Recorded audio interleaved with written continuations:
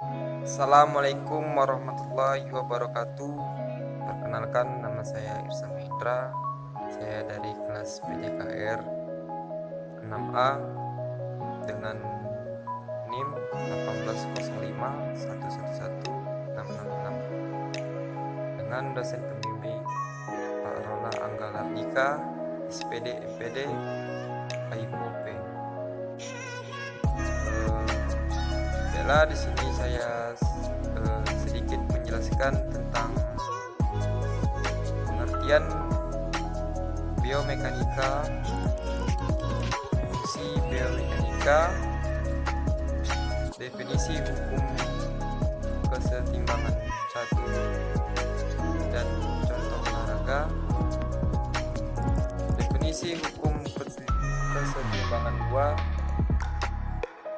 dan contoh olahraga, definisi hukum kesetimbangan 3 dan contoh olahraga,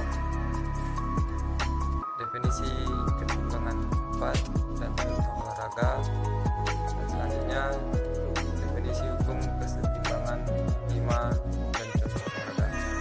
Baiklah, yang pertama saya akan menjelaskan apa itu pengertian biomekanika. Biomekanika adalah suatu ilmu yang menggunakan hukum-hukum fisika dan konsep keteknikan untuk mempelajari gerakan yang dialami oleh beberapa segmen tubuh dan gaya-gaya yang terjadi pada bagian tubuh tersebut selama aktivitas normal.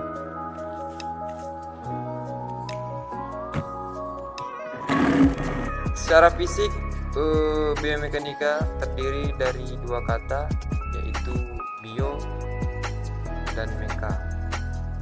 Bio artinya adalah makhluk hidup, mekanika artinya adalah gerak. Jadi biomekanika itu adalah ilmu yang mempelajari tentang gerak makhluk hidup.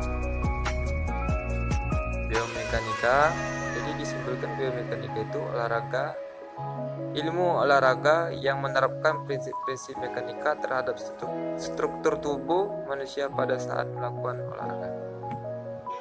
Jadi itu pengertian. Selanjutnya adapun fungsi biomekanika. Fungsi biomekanika ini terdiri dari 3. Yang pertama, memberikan dasar ilmu pengetahuan untuk mengambil keputusan berkenaan dengan keterampilan dan gerak dasar pada olahraga. Yang kedua, mampu dalam mengembangkan gerak dasar olahraga yang lebih efisien dan manfaat guna. Yang ketiga, mengenal karakteristik dan kemampuan untuk mengembangkan kemampuan pada prestasi, baik itu atlet maupun siswa. Selanjutnya, definisi kesetimbangan 1 dan contoh olahraga. Badan selalu dalam keadaan setimbang selama proyeksi titik berat dan badan tersebut jatuh dalam bidang tumpunya. Cobalah berdiri pada dinding tembok. Saat berdiri, proyeksi titik berat badan jatuh pada tumpuan kaki. Sedangkan lanjut dengan membungkukkan badan ke depan, titik badan akan bergeser ke depan. Sebab bagian tubuh pada pindah ke depan dan sedikit turun ke bawah. Sebab tubuh bagian atas turun, proyeksi titik berat pada akan jatuh di luar tumpuan kaki. Pada posisi ini kita akan terjatuh. Kalau kita membungkukkan di tempat yang bebas, tidak rapat ke dinding, tidak akan terjatuh. Sebab saat titik berat badan bergeser ke depan pantat, kita bergeser ke belakang. Pergeseran pantat ini menyebabkan proyeksi titik berat badan tetap berada dalam bidang tumpuan kaki. Jadi itulah definisi hukum kesetimbangan 1. Selanjutnya definisi hukum kesetimbangan 2. Stabilitas berbanding lurus dengan luas bidang tumpuannya. Artinya makin luas bidang tumpuan, makin besar stabilitasnya. Sebaliknya makin kecil bidang tumpuannya, makin kecil pula stabilitasnya.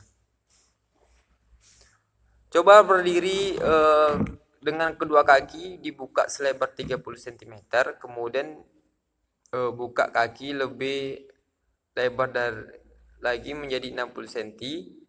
Ternyata makin lebar atau luas tumpuan kaki kita, makin stabil posisi kita. Selanjutnya hukum kesetimbangan 3. Stabilitas berbanding lurus dengan berat badan. Artinya semakin berat badan seseorang, semakin besar stabilitasnya. Sebaliknya, semakin ringan badan seseorang, semakin kecil pula stabilitasnya.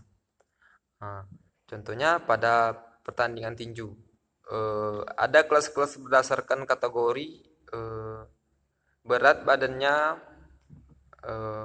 badannya yang sesuai pula stabilitasnya, sehingga tidak akan terjadi kecelakaan yang fatal bila salah seorang kalah dalam pertandingan. Selanjutnya definisi hukum kesetimbangan 4. Stabilitas berbanding lurus dengan jarak horizontal dari titik berat badan terhadap sisi bidang tumpuan ke arah badan bergerak. Artinya semakin besar jarak horizontal ke arah tertentu, makin besar stabilitasnya ke arah tersebut. Sebaliknya, makin kecil jarak horizontal, makin kecil pula stabilitasnya.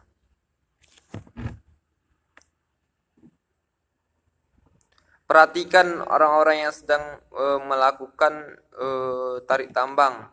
Mereka membuat posisi sehingga bagian badan dan kepala condong ke belakang.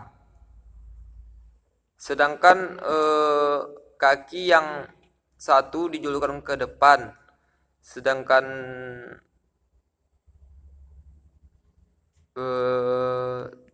dijulurkan ke depan. Posisi demikian menyebabkan titik berat badannya jauh dari kaki tumpuan yang di depan. Sebaliknya, perhatikan orang-orang yang saling mendorong badannya dicondongkan ke depan, sedangkan sebelah kakinya jauh berada di belakang. Posisi ini juga menyebabkan titik berat badan jauh dari kaki tumpuan yang belakang. Dari contoh tersebut dapat dipahami bahwa agar stabilitas menjadi besar, seseorang berusaha agar jarak datar horizontalnya menjadi sebesar-besarnya. Orang yang saling tarik-menarik tidak akan mungkin jatuh ke depan. Jadi jarak horizontal ke arah depan harus besar, sedangkan orang yang saling mendorong tidak mungkin jatuh ke belakang. Jadi jarak horizontalnya ke arah belakang harus lebih besar. Sebaiknya orang yang akan lari harus dalam keadaan labil. Contohnya pada permainan softball. Pelari yang akan lari ke base berikutnya sebelum lari memindahkan berat badannya ke tumpuan kaki yang di depan. Ini berarti titik berat badannya didekatkan ke sisi tumpuan. Jadi jarak horizontal diperkecil. Selanjutnya definisi hukum kesetimbangan 5. Stabilitas berbanding terbalik dengan jarak vertikal dari titik berat badan terhadap bidang alasnya.